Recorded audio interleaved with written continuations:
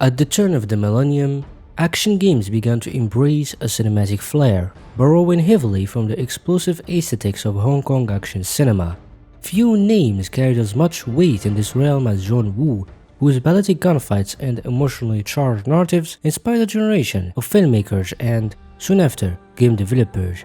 The unmistakable style of Woo's gun fu, a symphony of slow-motion dives, dual-wielded pistols, and operatic chaos, became the blueprint for a new breadth of interactive storytelling.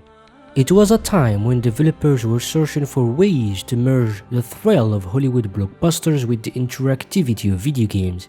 Games like Max Payne had already begun experimenting with cinematic mechanics, and the industry was ripe for more ambitious projects. Enter Namco's Dead to Rights, a game that sought to take the player deeper into the heart of gritty, high-octane action, with a mix of intense shootouts, hand-to-hand combat, and gameplay innovations like the use of K9 Partner. The team at Namco Homtech crafted a title that stood out in the early 2000s action game landscape. But how did this project come to life? What challenges did the developers face as they brought their vision to fruition? This is the story of the Dead to Rights franchise and how Namco of Japan sabotaged it.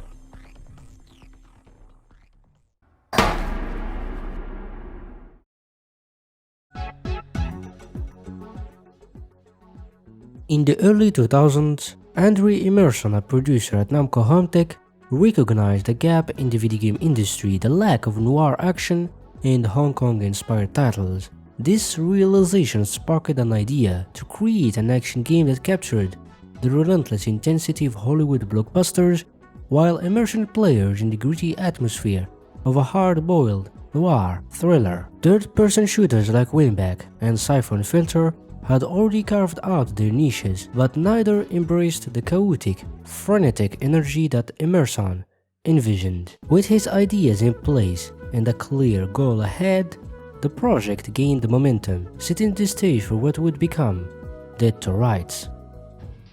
To bring their vision to life, the developers drew inspiration from games and most notably, films. Andre Emerson and the team at Namco Homtech were avid fans of John Woo's iconic action movies, and their admiration for his work became a cornerstone of Dead to Rights development. In an interview with Gaming Target, Emerson reflected on the many films that influenced the game's creation, showcasing how cinema's balletic chaos and intense storytelling shaped its identity. Some of my favorite gunplay scenes include the tea house, warehouse, and hospital sets in Hard Boiled, the church in Beachfront in The Killer, the shoreline finale in A Better Tomorrow, the mansion in A Better Tomorrow 2. Andre further expands that other American movies also influenced the making of Dead to Rights. Several scenes in Desperado and the old motel finale in The Way of the Gun is pretty entertaining as well. I actually have a ton of favorites, but these come to mind without much thought.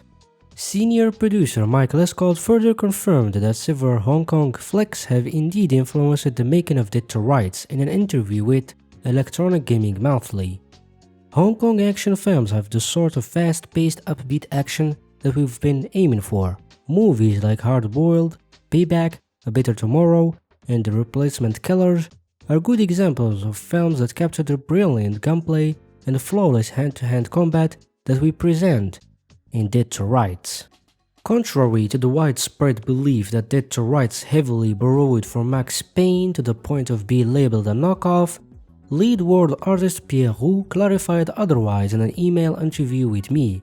Roux confirmed that while the team at Namco Homtech did reference Max Payne, it was solely to improve upon texture quality. We were heavily influenced by Asian film noir movies, We had in our library all the John Woo movies like Way of the Gun, Payback, gritty dark movies. I still have my DVD of Infernal Affairs. We wanted a realistic look, rainy, dark. When Max Payne came out, we looked at the textures to improve ours. Namco Homtech had high hopes for Dead to Rights and worked tirelessly to ensure its success. The game received extensive promotion with regular appearances in popular gaming magazines like Play, Electronic Gaming Monthly, Hyper Magazine, Game Informer, and many others. Preview write-ups, print ads, and widespread news coverage created a growing anticipation for the title, making it feel like the entire world was counting down to its release. The game first appeared at E3 2001, where a short demo for the PlayStation 2 showcased protagonist Jack Slate in action, gunning down enemies in a flurry of cinematic chaos. It was promoted alongside other Namco titles, including Colonua 2, Tales of Eternia, and Pac-Man World 2, demonstrating the company's diverse and fantastic lineup.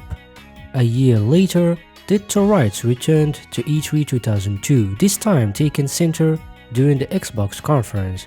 It was revealed that the game would launch as a timed exclusive for the original Xbox, giving Namco additional time to polish versions for other platforms. Around that time, Namco produced several special t-shirts with the Dead to Rights logo on them, hoping such efforts would help the game be known. With the buzz at its peak, Namco Homtech was fully geared up to deliver what they hoped would be a defining action title.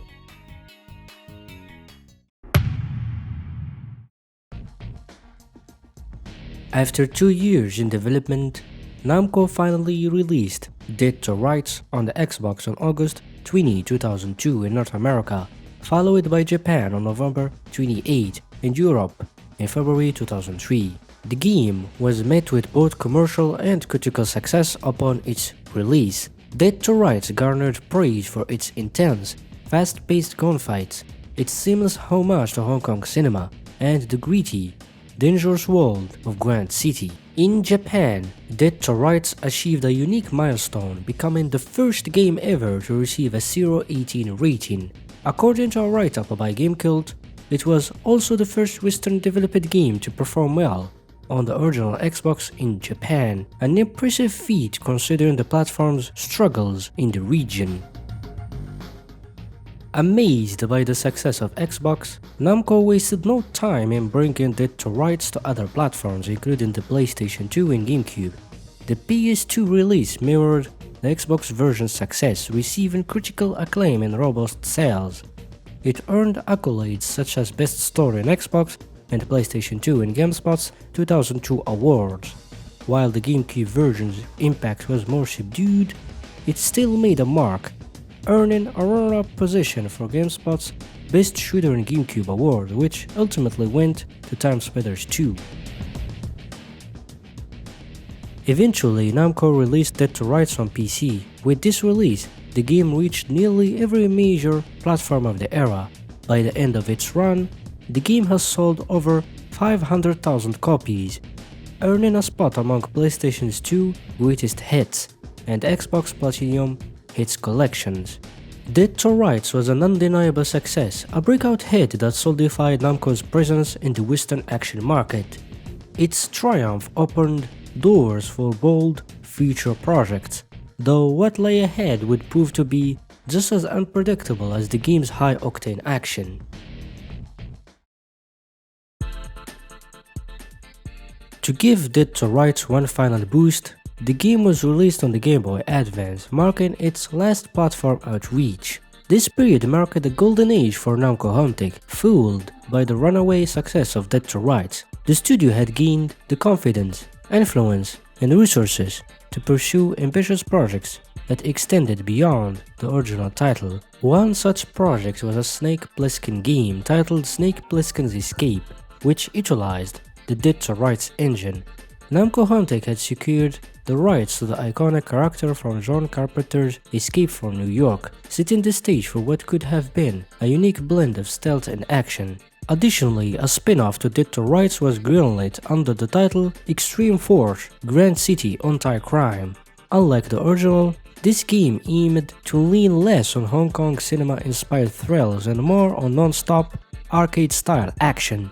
Adding more to the arsenal, Dead to Rights 2 was greenlit almost immediately after the first game's release. In the meantime, Michael P. Kennedy collaborated with Dark Horse Comics to produce a tie-in comic for Dead to Rights. This wasn't a sequel or a prequel, but rather a side story that offered a fresh perspective on the events of the original game through the eyes of a different character. At the same time, Extreme Force and the Snake Plissken game were well into production, and early promotional materials for Dead to Rights 2 had begun circulating. With multiple projects in the pipeline and a clear creative vision, 2004 seemed poised to be Namco Hometech's best year yet. But just as the momentum was reaching its peak, a series of events triggered by Namco Japan's interference would send the studio's ambitious plans spiraling into chaos, marking the beginning of a challenging chapter for Namco Hometech.